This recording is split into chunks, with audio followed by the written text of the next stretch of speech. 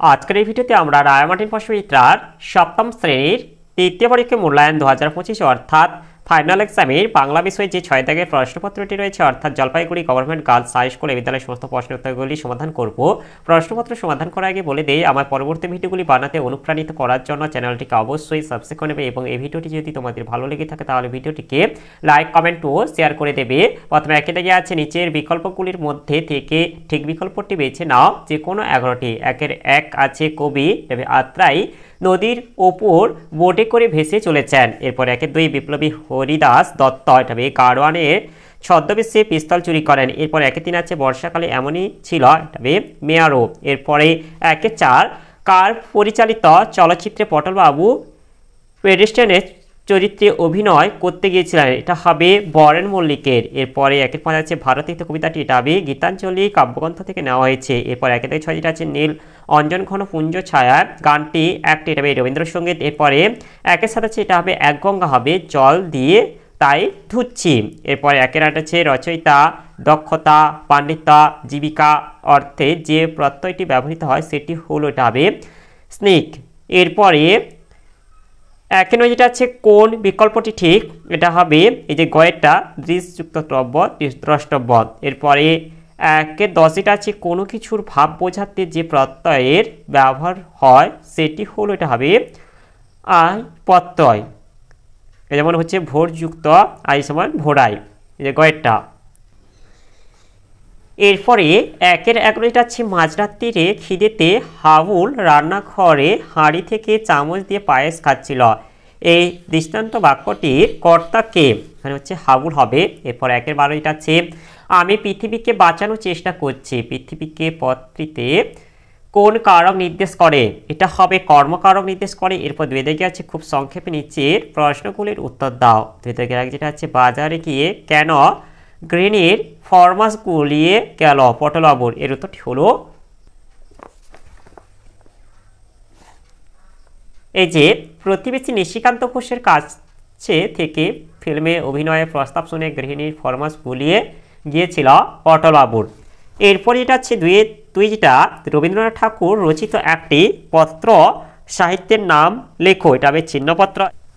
এরপরে 2-3 যেটা আছে জাদুবিদ্যায় পারদর্শী অক্রিভ নামে কে বিখ্যাত ছিলেন, এটা হবে অজিত কৃষ্ণ বসু। এরপরে 2-4 যেটা আছে হে রুদ্রবীণা বাজো বাজো বাজো রুদ্রবীণা কে, এর উত্তরটি হলো এই যে রুদ্রবীণা হলো দেবাদিদেব মহাদেবের বীণা। এরপরে 2-5 যেটা আছে কে এক্ষুনি আকাশ জুড়ে লক্ষ্য রঙের দৃশ্যে চমকে দেবেন, এর উত্তরটি হলো এই যে এক ঈশ্বর এক্ষুনি আকাশ জুড়ে লক্ষ্য রঙের দৃশ্যে চমকে দেবেন। এরপর এটা আছে 2-6 ঘনাদা চরিত্রে স্রষ্টাকে, এটা হবে প্রেমেন্দ্র মিত্র। এরপর 2-7 যেটা আছে এ বিভক্তি যোগে একটি অধিকরণ কারকের উদাহরণ দাও, এর উত্তরটি হলো এই যে এ বিভক্তি যোগে যেমন হচ্ছে সুন্দরবনে বাঘ আছে, এখানে সুন্দরবনেটা হচ্ছে অধিকরণ কারক। এরপরে 2-8 যেটা আছে মানযুক্ত অনিয়, এটা হবে মাননীয় হবে। এরপরে 2-9 যেটা আছে কৃতপ্রত্যয় কাকে বলে, এর উত্তরটি হলো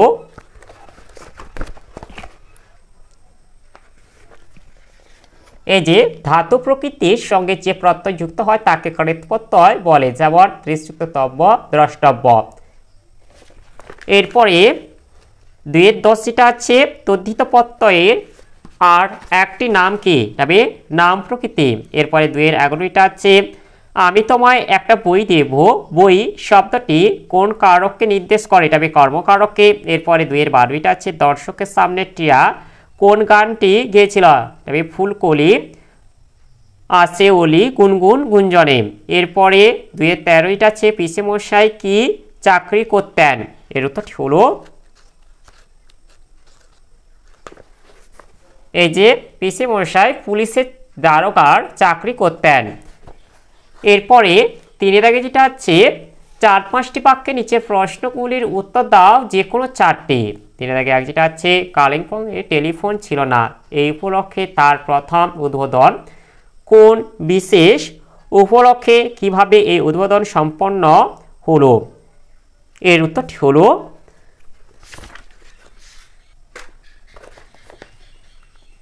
এই যে প্রবোধ কুমার সান্যাল রচিত দেবাত্মা হিমালয় এর প্রথম খণ্ডে কালিম্পং অধ্যায় অন্তর্গত দেবাত্মা হিমালয় নামক পাঠ্য গদ্যাংশ থেকে জানতে পারি 25শে বৈশাখের সন্ধ্যায় বিশ্বকবি রবীন্দ্রনাথ ঠাকুর দেশবাসীর উদ্দেশ্যে তাঁর জন্মদিন উপলক্ষে একটি নবরচিত কবিতা বেতার যুগে পাঠ করবেন বলে কলকাতার বেতার কেন্দ্রের কর্তৃপক্ষ কলকাতা ও কালিম্পংয়ের মধ্যে টেলিফোনের বন্দোবস্ত করেছিলেন। এরপরে 3-2 যেটা হচ্ছে হিহি তুক করা হলো না, বক্তাকে কাকে সে কথা বলেছে, এর উত্তরটি হলো এই যে এখানে বক্তা হলো টাউন স্কুলের নবীন খেলোয়াড় টুনু। টুনু তার দলেরই অন্য খেলোয়াড় সমরেশকে উদ্দেশ্য করে একথা বলেছে। এরপরে 3-3 যেটা আছে রাস্তায় ক্রিকেট খেলা গল্পে মোট কয়টি কিশোর চরিত্রের সন্ধান পেয়েছ, গল্পের একমাত্র বয়স্ক চরিত্রটি কে, এর উত্তরগুলি হলো বিখ্যাত লেখক মাইকেল অ্যান্টনির রাস্তায় ক্রিকেট খেলা গল্পে মোট 3টি কিশোর চরিত্র রয়েছে, এরা হলো অ্যামি, ভান এবং সেলো। গল্পে 2জন বয়স্ক চরিত্রের উল্লেখ আছে, তারা হলেন সেলোর মা এবং অ্যামি ভার্নের মা। এরপরে 3-4 যেটা আছে কবি প্রেমেন্দ্র মিত্রের লেখা বইটই কবিতাটির প্রথম 4 লাইন মুখস্থ লেখো, এটা তোমরা বইয়ের 146 পৃষ্ঠায় পেয়ে যাবে। এরপরে 3-5 যেটা আছে ভাটিয়ালি গান এর রচয়িতাকে, তবে জসীমউদ্দিন। এরপরে এটা আছে এটির প্রথম 2টি লাইন মুখস্থ লেখো, এটা তোমরা বইয়ের 117 নম্বর পৃষ্ঠায় পেয়ে যাবে। এরপরে 3-6 যেটা আছে পল্লী কবি হিসেবে অধিক পরিচিত কোন কবি, তবে জসীমউদ্দিন হবে। এরপর তিনি মূলত কোন পল্লীগীতি নিয়ে গবেষণা করেছেন, এটা হবে লোক সংস্কৃতি। এরপরে 4 যেটা আছে কম বেশি 60 শব্দের নিচের প্রশ্নগুলির নিজের ভাষায় উত্তর দাও যে কোনো একটি। 4 যেটা আছে সঙ্গে লটারি টিকিটের 8খানা হোটেলওয়ালা কিভাবে হারিয়েছিল, এর উত্তরটি হলো এই যে সং তার লটারি টিকিটের 8খানা রাখতে দিয়েছিল হোটেলওয়ালাকে, হোটেলওয়ালা সেটা কানে গুঁজে রেখেছিল। তারপর নানা কাজকর্মে ব্যস্ত থাকতে গিয়ে কোনো সময় টিকিটটা কান থেকে পড়ে যায়, অনেক খুঁজেও সে সেটা পায় না, নিজের অবহেলাতেই সে সঙ্গের টিকিটের 8খানা বনের মধ্যে হারিয়ে ফেলে। এরপরে 4-2 যেটা আছে বাঘ ধরার বড় ফাঁদ কীরকম দেখতে, এর উত্তরটি হলো বাঘ ধরার বড় ফাঁদ তৈরি করার জন্য মাটিতে বেশ খানিকটা গর্ত করা হতো, সেই গর্তের উপরে কাঠকুটো এমনভাবে চাপা দেওয়া থাকতো যে বাইরে থেকে বোঝা যেত না এর নিচেই রয়েছে গর্ত বা ফাঁদ। বহুদিন ধরে সেগুলির ব্যবহার নেই বলে এখন ফাঁদের মুখে লতাপাতা ঢেকে আছে, কোনো জানোয়ার বা প্রাণী বুঝতে না পেরে এর উপরে উঠলে হুড়মুড়িয়ে সেই ফাঁদে পড়ে যাবে। এরপরে 5 থেকে যেটা আছে কম বেশি 150 শব্দের নিচে প্রশ্নগুলির নিজের ভাষায় উত্তর দাও যে কোনো দুটি। 5 থেকে 1 যেটা আছে আজকের খেলাটা যে খুব জমবে তাতে সন্দেহ নেই, কোন বিশেষ দিনের কথা এখানে বলা হয়েছে, সেদিনের সেই খেলার মাঠের দৃশ্যটি নিজের ভাষায় বর্ণনা করো, এর উত্তরটি হলো টাউন স্কুল ও মিশন স্কুলের ছেলেদের মধ্যে চিরকালের রেষারেষি 2 দলের কাপ ফাইনাল ফুটবল ম্যাচ ঘিরে শহরে তাই চরম উত্তেজনা। সকলেই নিঃসন্দিগ্ধ যে 2 দলের কাপ জেতার লড়াই খুব জমবে, 2 দল মরিয়া হয়ে কাপ জেতার চেষ্টা করবে। এই বিশেষ দিনটিরও কথাই এখানে বলা হয়েছে। ফাইনাল ম্যাচের দিন 5টা থেকে খেলা আরম্ভ হওয়ার কথা ছিল, কিন্তু উত্তেজনায় মত্ত হয়ে দর্শকরা 4টে বাজতে না বাজতেই মাঠে হাজির হয়। মানুষের উত্তেজনাটা এই কারণেই যে টাউন স্কুল ও মিশন স্কুলের ছেলেদের মধ্যে রেষারেষি চিরকালের। গিরিন, সমরেশ, টুনু এরা টাউন স্কুলের মস্ত খেলোয়াড়, অপরদিকে মিশন স্কুলের দলও অনেকটাই মজবুত। খেলা শুরু হয় এবং 10 মিনিট পর্যন্ত মিশন স্কুলের পায়েই বল থাকে। বলা বাহুল্য টাউন স্কুলের গোলের কাছ থেকে বল আর যেতে চায় না, তবুও টাউন স্কুলের ব্যাক, গ্রিন এবং হাফব্যাক সমরেশ নিজেদের দক্ষতায় বল বার করে দেয়।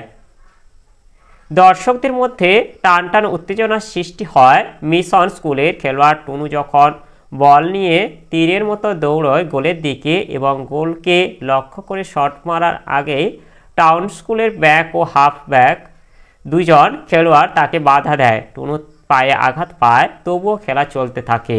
হাফ টাইমের পর খেলার গতি আরও বাড়ে। অবশেষে খেলার ফলাফল দাঁড়ায় টাউন স্কুল 4 আর মিশন স্কুল 1 গোল দেয়। ম্যান অফ দ্য ম্যাচ হয় টুনু।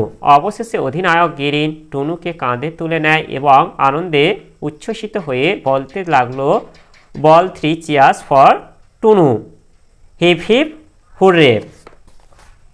এরপরে 5-2 যেটা আছে, এটাতে বড় বেশি ভাবতে হলো না। কার সদুক্তি, কাকে বেশি ভাবতে হলো না কেন?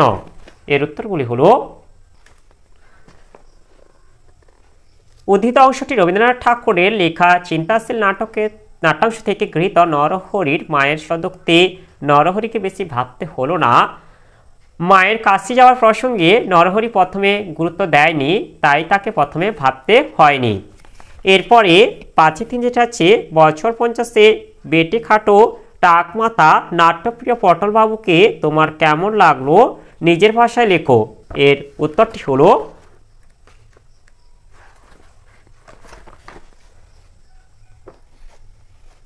পটলবাবুর প্রকৃত নাম শ্রী শীতলাকান্ত রায়। তিনি সাধারণ নিম্ন মধ্যবিত্ত সংসারী মানুষ। অতীত জীবনে তিনি যাত্রায়, থিয়েটারে অভিনয় করেছিলেন। সেই সূত্রে নাম ও যশ হয়েছিল। তারপর তার জীবন জীবিকায় ঘটে গিয়েছে নানান উত্থান পতন। বিদেশি কোম্পানির চাকরি, সেখান থেকে ছাঁটাই, মণিহারি দোকান ও দিয়েছিলেন, কিন্তু চালাতে পারেননি। পরে পুনরায় চাকরি নেন, সেটিও যায়। বর্তমানে তার বয়স 50-এর ঘরে, মাথায় টাক, বেটে খাটো চেহারায় মানুষ। স্মৃতিশক্তি তার প্রখর, এখনও থিয়েটারের পাঠ মুখস্থ বলতে পারেন। তবে এই বয়সে যে তার জীবনে ফিল্মের অভিনয়ের সুযোগ আসবে তা তিনি ভাবতে পারেননি। সুযোগ যখন আসে তখন তিনি তার পূর্ণ সদ্ব্যবহার করেন। নিপুণ দক্ষতায় তিনি অভিনয় করে সকলের প্রশংসা অর্জন করেন। শেষে যথার্থ শিল্পীর মতো অভিনয়ের কোনো প্রকার পারিশ্রমিক না নিয়ে ফিরে আসেন। তার একাগ্রতা ও প্রশংসনীয়।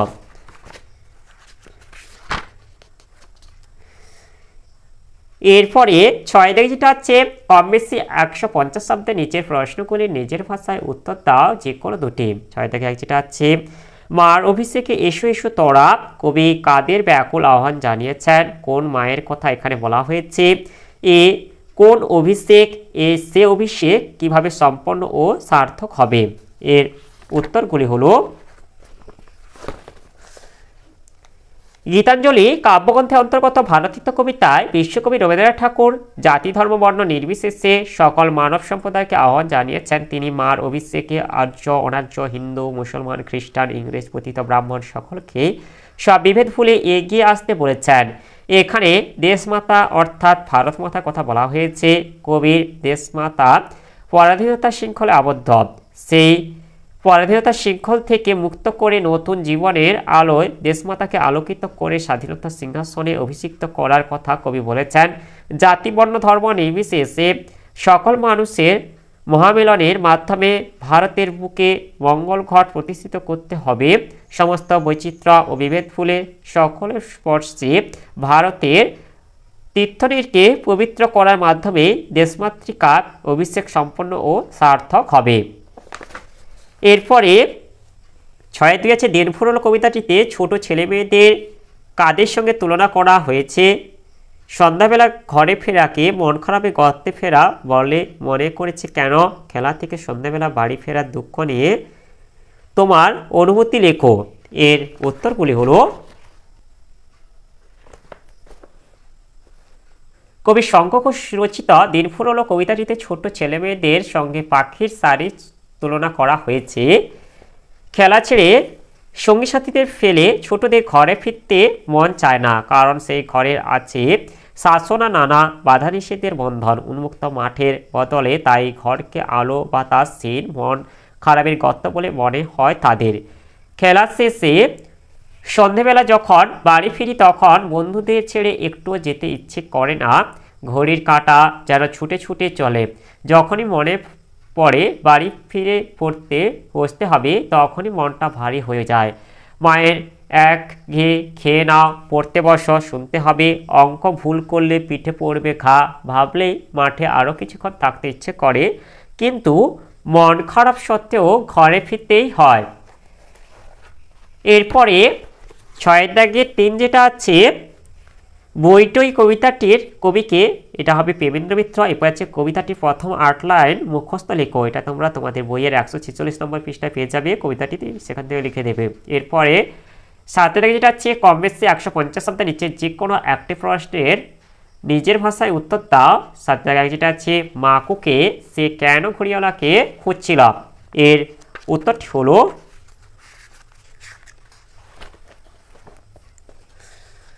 প্রখ্যাত সাহিত্যিক লীলা মজুমদারের মাকু গল্পে মাকু ছিল কলের পুতুল। ঘড়িওয়ালা বহু বছর ধরে ঘড়ির কারখানায় পুরনো কলকবজা দিয়ে মাকুকে তৈরি করেছিল। সে বিভিন্ন প্রকারের কাজ করে দিতে পারত। এর পরের প্রশ্নটি হলো, মাকু নানা রকম কাজ করতে পারলেও কাঁদতে পারত না একেবারে, কারণ ঘড়িওয়ালা তার শরীরে কাঁদার কল বসায়নি। এদিকে পরীদের রানীকে দেখে মাকু তাকে বিয়ে করতে চায়, অথচ সে কাঁদতে পারে না বলে পরীদের রানীর সঙ্গে তার বিয়ে দেওয়া সম্ভব নয় বলে জাদুকর জানায়। মাকু তাই ঘড়িওয়ালার কাছে বায়না করে যে তাকে কাঁদার কল বানিয়ে দিতেই হবে, কিন্তু মাকুকে বানাতে গিয়ে ঘড়িওয়ালার সব বিদ্যে ফুরিয়ে গেছে। তাই মাকুর জন্য কাঁদার কল বানানো তার পক্ষে সম্ভব নয় বলে সে মাকুর কাছ থেকে পালিয়ে পালিয়ে বেড়ায়। অন্যদিকে মাকু কাঁদার কল চাই তাই সে ঘড়িওয়ালাকে খুঁজে চলে। এরপরে 7 থেকে যেটা আছে, মাকু বইটির নাম কি সোনা টিয়ার অ্যাডভেঞ্চার হলে বেশি ভালো হতো? তোমার কি মনে হয়? এ বিষয়ে তোমার মতামত লেখো। এর উত্তরটি হলো